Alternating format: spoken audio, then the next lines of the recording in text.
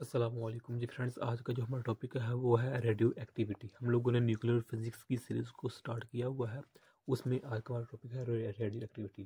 तो आइए इसको स्टार्ट करते हैं। बिस्मिल्लाहिर्रहमानिर्रहीम। सल्लल्लाहु अला मुहम्मद सल्लल्लाहु अलैहि वसल्लम। हमारे इर्द गिर्द माहौल में कई ऐसे प्रोसेस हो रहे होते हैं लेकिन जिनकी तरफ हमारा ध्यान नहीं जाता, जिनको हम अननोटिस रखते हैं। तो अगर हम उसको नोटिस करना स्टार्ट कर दें तो काफ़ी प्रोसेस है जो हमें हमारी लाइफ में काफ़ी हेल्प कर सकते हैं। मिसाल के तौर पर उन प्रोसेस में से एक रेडियो एक्टिविटी है। ये सबसे पहले इस पर जो वर्क किया गया था वो 1896। इससे पहले इन्वायरमेंटल में किसी ने भी तवज्जो नहीं की थी कि ये रेडियो एक्टिविटी भी एक ऐसा प्रोसेस है जिसके थ्रू हम हमारी जो साइंस है वो आगे बढ़ सकती है। तो इसी तरह अभी भी कई ऐसे प्रोसेस हो रहे थे जिनको हम इग्नोर कर देते हैं। खैर, अब रेडियो एक्टिविटी क्या है? उन्हीं प्रोसेस में प्रोसेस रेडियो एक्टिविटी है। रेडियो एक्टिविटी होती है अनस्टेबल की वजह से, यानी कि जो एटम का न्यूक्लियस होता है जब वो अनस्टेबल हो जाता है तो वो अपने अनस्टेबिलिटी को रिमूव करने के लिए, स्टेबल स्टेट में आने के लिए जब यानी कि एक एटम है उसके अंदर न्यूक्लियस होता है। न्यूक्लियस जब अनस्टेबल हो जाता है तो वो अपने अनस्टेबिलिटी को ख़त्म करता है। तो वहाँ कई प्रोसेस होते हैं जिसमें अल्फ़ा प्रोसेस है, बीटा है और गैमा है। ओके, तो इस चीज़ को हम रेडियो एक्टिविटी कहते हैं। यानी कि जब एलिमेंट में से अल्फ़ा बीटा गैमा रेज इमर्स हों, होती हैं जिनका 82 से अबव एटॉमिक नंबर होता है। यानी कि ऐसे एलिमेंट जिनका 82 से ज़्यादा एटॉमिक नंबर है उसमें जो नेचुरल रेडियो एक्टिविटी है वो पाई जाती है। ओके, अब हम मिसाल लेते हैं जिधर लिखी हुई है। ये देखें कि ये मेरे पास हीलियम, कार्बन, ऑक्सीजन। अब हीलियम, कार्बन और ये मेरे पास जो ऑक्सीजन है, इन तीनों में नाइट्रोजन नहीं पाया जाता। हम जानते हैं ना क्या है, एटम है, एटम में न्यूक्लियस है, तो न्यूक्लियस में दो चीज़ें होती हैं, प्रोटॉन होती है और न्यूट्रॉन होता है। ओके, इलेक्ट्रॉन इसके रिवॉल्व करते हैं। ये दोनों अप्रोक्सीमेटली तादाद में इक्वल होते हैं, उनका मैस भी इक्वल होता है। तो प्रोटॉन पर पॉजिटिव चार्ज होता है और न्यूट्रॉन पर जीरो चार्ज होता है। ओके, तो अब हीलियम, कार्बन और नाइट्रोजन में देखी जाए तो इसमें कोई भी न्यूट्रॉन नहीं पाया जाता। यानी कि देखें न्यूट्रॉन कैसे निकालते हैं। मिसाल के तौर पर ये हीलियम है, हीलियम का एटॉमिक नंबर 2 है और इसका मैस नंबर 4 है। तो मैस में क्या होता है, प्रोटॉन होता है प्लस न्यूट्रॉन होता है। इसका मतलब इसमें दो प्रोटॉन है, दो ही न्यूट्रॉन है। तो जब इस 4 में से इस 2 को निकालेंगे, 4 में से 2 को निकालेंगे तो जो जवाब आएगा वो हमारे पास क्या होगा, न्यूट्रॉन होगा। तो ये ज़ीरो है। अब हम इसकी मिसाल लेते हैं। ये पोटाशियम है कि ये है, इसका एटॉमिक नंबर 11 है और मैस नंबर 39 है। तो जब हम मैस में से इस एटॉमिक नंबर को निकालते हैं तो हमारे पास आंसर क्या आता है, हमारे पास आंसर आता है 32 और हमारे पास, तो हमारे पास ये मेरे पास 2 आ जाएगा। ओके, इसका मतलब क्या हुआ, ये टोटल मैस है, एटॉमिक मैस हमारे पास। एटॉमिक मैस में क्या होता है, प्रोटॉन प्लस न्यूट्रॉन है, ये दोनों है और ये एटॉमिक नंबर है। ओके, इसमें सिर्फ प्रोटॉन है। मतलब क्या हुआ कि एटॉमिक मैस में से जब एटॉमिक नंबर को निकाला तो हमारे पास आंसर ही आया और ये 20 क्या है, ये मेरे पास न्यूट्रॉन है। हमारे पास क्या है, न्यूट्रॉन। इसका मतलब क्या हो गया कि पोटाशियम में जो न्यूट्रॉन है वो हमारे पास 20 है, जो प्रोटॉन है वो हमारे पास 19 है। ओके, अब 20 19 प्रोटॉन और 19 न्यूट्रॉन, अगर इधर 19 होता तो ये स्टेबल एटम होना था जो पोटाशियम ने। लेकिन अब चूंकि एक न्यूट्रॉन ज़्यादा हो गया इसलिए ये अनस्टेबल हो गया है। इसी तरह आप अगर हम मिसाल लें, ये इसकी मिसाल लेते हैं, ये टी की। ये हमारे पास इसका 47 क्या है, एटॉमिक नंबर है और 22 एटॉमिक, सॉरी 22 एटॉमिक नंबर है, 47 एटॉमिक मैस है। तो ये क्या है, हमारे पास एटॉमिक नंबर है, एटॉमिक नंबर मतलब प्रोटॉन है। अब ये मैस है, मैस में एटॉमिक मैस है, इसमें क्या होता है, प्रोटॉन प्लस न्यूट्रॉन होते हैं। अब 47 में से जब हम 22 निकालते हैं तो हमारे पास क्या आंसर आता है, 225। अब जो ये हमारे पास क्या है, न्यूट्रॉन है। इसका मतलब क्या हो गया कि इसमें जब हम, हमारे पास कितने न्यूट्रॉन है, 25 न्यूट्रॉन है और प्रोटॉन कितने हैं, 22 है। तो अब 25 में से 22 को निकाल दे तो 3 आ जाता है। तो ये 3 न्यूट्रॉन है। यानी कि अगर इधर 22 होता तो न्यूट्रॉन भी 22 होते और प्रोटॉन भी 22 होते, तो ये एटम क्या होना था, स्टेबल होना था। अब लेकिन चूंकि डिफरेंस 3 आ चुका, अब ये जो एटम है, ये वाला एटम एलिमेंट इस एलिमेंट से ज़्यादा अनस्टेबल है। इसी तरह ये इससे ज़्यादा अनस्टेबल है, ये उससे ज़्यादा अनस्टेबल है, ये उससे ज़्यादा अनस्टेबल है, ये उससे ज़्यादा, और सबसे ज़्यादा जो अनस्टेबल एलिमेंट है वो हमारे पास यूरेनियम है। इसमें 54 का डिफरेंस है, इसलिए सबसे ज़्यादा अनस्टेबल है। और यही वजह है कि ज़्यादातर एग्जांपल्स में हम यूरेनियम को ही देखते हैं, यूरेनियम की ही बात करते हैं। ओके हो गया। तो ये हमारे पास है यूरेनियम, ये सबसे अनस्टेबल है। तो नेचुरल में सबसे ज़्यादा जो एलिमेंट में जो रेडिएशन होती है वो यूरेनियम में है, क्योंकि अब अनस्टेबल फॉर्म में होता है, तो अनस्टेबल को अपने रिमूव करने के लिए कुछ ना कुछ रेडिएशन करता रहता है, तो जिसकी वजह से ये रेडिएशन इससे में से आसानी और इजीली हम देखते हैं, यानी कि ऑब्जर्व कर पाते हैं। मतलब क्या होगा, जैसे जैसे हर एलिमेंट्स की तरफ जाते जाएंगे तो नंबर ऑफ न्यूट्रॉन्स बढ़ते जाएंगे। ओके, तो जैसे जैसे नंबर ऑफ न्यूट्रॉन्स बढ़ते जाते हैं तो मतलब वहाँ अनस्टेबिलिटी ज़्यादा पाई जाती है। ये हो गया हमारे पास। तो 1896 में 1896 में जो हमारे पास था हेनरी ब्यूकरल, इसने सबसे पहले ये रेडियो एक्टिविटी का किया, यानी कि ये अपना काम कर रहा था, ये अपना ज़ाती काम कर रहा, वो काम क्या कर रहा था कि इसने ये अचानक रेडियो एक्टिविटी का कंसेप्ट दिया इसने। वो किस तरह कि काम कर रहा था, और यूरेनियम को इसने जो था ना ये फोटोग्राफिक प्लेट्स, जो फोटोग्राफिक प्लेट्स है ना, उनके दरमियान यूरेनियम को रखकर अपने हो जहाँ काम कर रहा था लैब में, घर चला गया, जाकर सो गया। तो जब सुबह आया तो सुबह आके इसने देखा कि उस पर डॉट्स हैं। क्या है? डॉट्स हैं।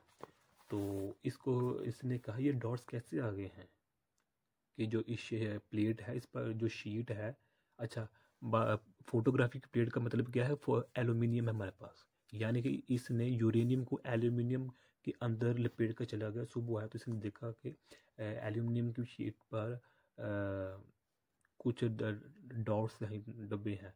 तो इसने ऑब्जर्व किया, जब ऑब्जर्व किया तो इसे फिर रेडियो एक्टिविटी का प्रोसेस इसने एक्सप्लेन कर दिया। इसी एक्सपेरिमेंट, यानी कि काम कुछ और कर रहा था लेकिन करते करते रेडियो एक्टिविटी का इसने प्रिंसिपल दे दिया। तो आइए अब हम एक एक्सपेरिमेंट को देखते हैं। वो क्या कि जिस तरह हमने कहा जिन एलिमेंट का एटॉमिक नंबर 82 या इससे ज़्यादा है वो नेचुरली तौर पर रेडियो एक्टिविटी शुरू करते हैं। मिसाल के तौर पर जो मेरे पास लेड है, पीबी लेड है, इसका एटॉमिक नंबर कितना है जी? इसका एटॉमिक नंबर 82 है, एटॉमिक मास इसका 2071.2 है। अच्छा, ये नीचे भी आ सकता है, ये ऊपर भी आ सकता है, यानी कि इसको इधर भी लिख सकते हैं और इसको हम इधर भी लिख सकते हैं, इसमें कोई टेंशन वाली बात नहीं है। डन हो गया। तो ये यहाँ हम रखते हैं, ये मेरे पास पॉजिटिव प्लेट है और यहाँ हमारे पास क्या है, नेगेटिव प्लेट है। तो इसके अंदर ये हमारे पास क्या है, ये लेड रखा हुआ है, और इधर हमने फोटोग्राफिक प्लेट रखी हुई है। तो ये ऑब्जर्व किया गया कि इस एलिमेंट से जो मेरे पास ये पीबी, इस एलिमेंट से 3 तरह की रेडिएशन निकलती हैं। ओके, तो जो हमारे पास रेडिएशन है, रेडिएशन कितनी तरह की होती है, अल्फा, बीटा और गैमा। इंशाल्लाह नेक्स्ट वीडियो में इसके हम प्रॉपर्टीज पर बात करने की कोशिश करेंगे। तो हम जानते हैं अल्फा पर पॉजिटिव चार्ज होता है, गैमा पर नेगेटिव चार्ज होता है, इस पर जीरो चार्ज तो कोई चार्ज नहीं होता, क्योंकि ये रेडिएशन होती हैं, ये चार्ज है ही नहीं। तो इसने ये ऑब्जर्व किया कि जो हमारे पास था अल्फ़ा रेडिएशन पॉजिटिव चार्ज है, ये नेगेटिव प्लेट्स की तरफ कन्वर्ट हुई, और जो बीटा है वो पॉजिटिव प्लेट की तरफ हुई बैंड, और जो है गैमा वो बिल्कुल स्ट्रेट चला गया, क्योंकि इस पर कोई चार्ज नहीं होता। और ये याद रखिए जो पीबी हाइलाइट, ये रेडियो एक्टिव एलिमेंट है हमारे पास। ओके, तो अब यहाँ एक क्वेश्चन किया जा सकता है कि अब ये बताइए कि अल्फ़ा ज़्यादा डिफ्लेक्ट हुआ है या बीटा, यानी कि बीटा पार्टिकल्स या बीटा रेज की डिफ्लेक्शन ज़्यादा है या फिर अल्फ़ा की। तो इसका आंसर ये है कि बीटा पार्टिकल्स की जो रेडिएशन है वो ज़्यादा है। क्यों? क्योंकि जो बीटा पार्टिकल्स होते हैं उनका जो मैस होता है वो लेस होता है अल्फा पार्टिकल्स से। अल्फा पार्टिकल्स का मैस ज़्यादा होता है, बीटा का कम होता है, और गैमा का उससे भी कम होता है। यही वजह है, क्योंकि ये न्यूट्रल होता है, बिल्कुल सामने सीधा गुजर जाता है। जो बीटा होता है इसका जो डिफ्लेक्शन होता है वो ज़्यादा होता है। ओके हो गया। तो अब डेफिनेशन पर आ जाते हैं। एक नेचुरल रेडियो एक्टिविटी है, एक आर्टिफिशियल है। ओके, आर्टिफिशियल पर जो काम किया गया था वो 1935 में किया था। ओके, यानी कि हम जो रेडियो एक्टिविटी है वो लेबॉर्ट्री में भी यूज़ कर सकते हैं, जो हमारे पास आर्टिफिशियल हम लैब में यूज़ कर सकते हैं। ओके, तो 1935 में आइनेस्ट, रदरफोर्ड पहले ये थे, और सेकंड पे क्या था, इरिनी, जोलियट, क्यूरी, और थर्ड क्या है हमारे पास, फ्रेडरिक जोलियट। ये इन्होंने 1935 में आर्टिफिशियल रेडियो एक्टिविटी पर काम किया था। ओके, तो नेचुरल रेडियो एक्टिविटी की क्या है, डेफिनेशन क्या है कि ऐसे एलिमेंट जिनका एटॉमिक नंबर 82 या 80 से ज़्यादा है और नेचुरल तौर पर रेडिएशन इमिट हो रही हैं, उसको हम नेचुरल रेडियो एक्टिविटी का नाम देते हैं। अल्हम्दुलिल्लाह। अब अगर हम बात करें कि जो हमारे पास अच्छा, एक होते हैं डॉटर एलिमेंट्स और एक होते हैं मदर एलिमेंट्स, जिनको हम पेरेंट एलिमेंट्स भी कहते हैं। मिसाल के तौर पर अगर हम बात करें, ये सपोज करते हैं ये हमारे पास कोई एक्स एलिमेंट है, रेडियो एक्टिव एलिमेंट है, ये एटॉमिक नंबर है या एटॉमिक मास है। तो ये हमारे पास क्या होगा, ये हमारे पास मदर न्यूक्लियस है या मदर एलिमेंट है। तो जब ये कन्वर्ट होता है, इमिट होता है, तो हम कहते हैं ये हमारे पास वाई है। एक ऐसे एलिमेंट में कन्वर्ट हुआ है जहाँ इसके एटॉमिक नंबर से 2 प्रोटॉन खारिज हुए हैं और इस एटॉमिक मास में से 4 नंबरिंग रिड्यूस हुई है। तो इसको हम कहेंगे ये हमारे पास क्या है, ये डॉटर न्यूक्लियस है प्लस। तो इसका मतलब क्या हुआ, देखें, जब प्रोटॉन 2 प्रोटॉन कम हुए हैं, 2 प्रोटॉन कम हुए हैं और एटॉमिक मास 4 कम हुआ है, इसका मतलब यहाँ कौन सा एलिमेंट आ सकता है, वो हमारे पास हीलियम है। ओके, हम जानते हैं हीलियम का एटॉमिक नंबर 2 होता है, एटॉमिक मास 4 होता है, तो यहाँ हमारे पास हीलियम आएगा। ओके, और इसी हीलियम को हम अल्फा पार्टिकल्स का भी नाम देते हैं। ओके, इसको हम मदर एलिमेंट या मदर न्यूक्लियस कहेंगे या पेरेंट कहेंगे। ओके, हमें ये भी पता होना चाहिए कि जो रेडियो एक्टिविटी है ये रिजल्ट है न्यूक्लियस के डिके का, कि जब न्यूक्लियस डिके करेगा उस वक्त ही रेडियो एक्टिविटी होगी। डिके करने का मतलब क्या है कि वो अनस्टेबिलिटी से स्टेबिलिटी की तरफ आएगा, तो रेडियो एक्टिविटी होगी। तो जो न्यूक्लियस डिके रेट होता है वो टेम्परेचर और प्रेशर पर डिपेंड नहीं करता। ओके, ये मज़ेदार बात है कि टेम्परेचर और प्रेशर पर जो रेडियो एक्टिविटी है वो डिपेंड नहीं करती। ये जो रेडियो एक्टिविटी है डिपेंड करती है law of conservation of charge पर, law of conservation of charge पर डिपेंड करती है कि चार्ज कितना है, एटॉमिक मास कितना है। एटॉमिक मास अगर 82 या 82 से ज़्यादा है तो वो नेचुरली तौर पर रेडियो एक्टिविटी वहाँ हो जाएगी। ओके, और जिस तरह मैंने ये एग्जांपल दी कि जो मदर न्यूक्लियस है, ये जो पेरेंट न्यूक्लियस है या जो पेरेंट एलिमेंट है, इसकी और इसकी डॉटर की जो मेरे पास फिजिकल और केमिकल जो प्रॉपर्टीज होंगी वो डिफरेंट होंगी। हालांकि सेम होनी चाहिए लेकिन डिफरेंट होती हैं। ओके, तो अब जो ऐसे रेडियो एक्टिव एलिमेंट जिनका एटॉमिक नंबर 82 या 82 से ज़्यादा है, तो उनसे मुख्तलिफ किस्म की रेडिएशन निकल सकती है। यानी कि रेडिएशन का मतलब क्या है कि एनर्जी इमिट हो सकती है। वो एनर्जी अल्फा की फॉर्म में हो सकती है, बीटा की फॉर्म में हो सकती है, या गामा पार्टिकल्स की फॉर्म में हो सकती है। ओके, तो यही आज का हमारा इतना सा टॉपिक था। अच्छा, अगर हम इसके बात करें ना यूनिट्स की, तो यूनिट में हमारे पास आ जाता है बैकरल।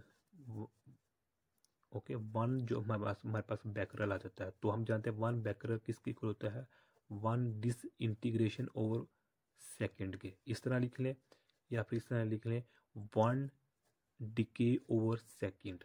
1 बैक यानी कि ये यूनिट बैकरल क्या है, यूनिट है रेडियो एक्टिविटी के। तो 1 रेडियो बैकरल किसके इक्वल होता है, 1 डिस इंटीग्रेशन ओवर सेकेंड, या फिर इसको हम कह सकते हैं 1 डिके ओवर सेकेंड, यानी कि 1 सेकेंड में पता नहीं अल्फ़ा बीटा गामा रेज कितने निकल रही हैं, वी डोंट नो, हम उसके मतलब एग्जैक्ट नहीं जानते, तो वहाँ फिर हम उसको यूनिट्स की फॉर्म में लेते हैं।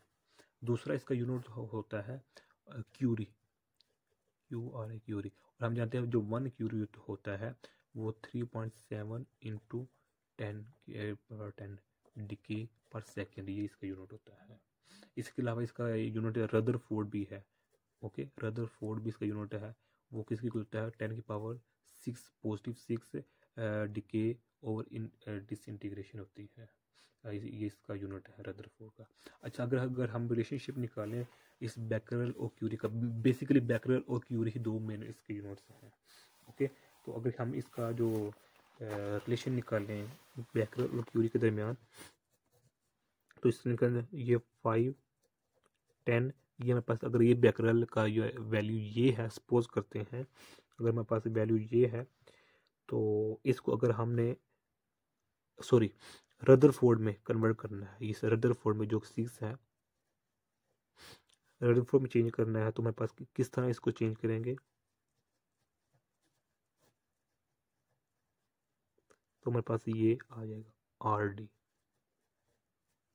ये है। यानी कि बैकरल यूनिट में इतनी वैल्यू है, इस यूनिट को अगर हम रदरफोर्ड में चेंज करना है तो मेरे पास ये आंसर आएगा। डन हो गया। इसके अलावा इसके और भी यूनिट्स हैं, यानी कि मिसाल के तौर पर इसका यूनिट हो सकता है रोइंगटन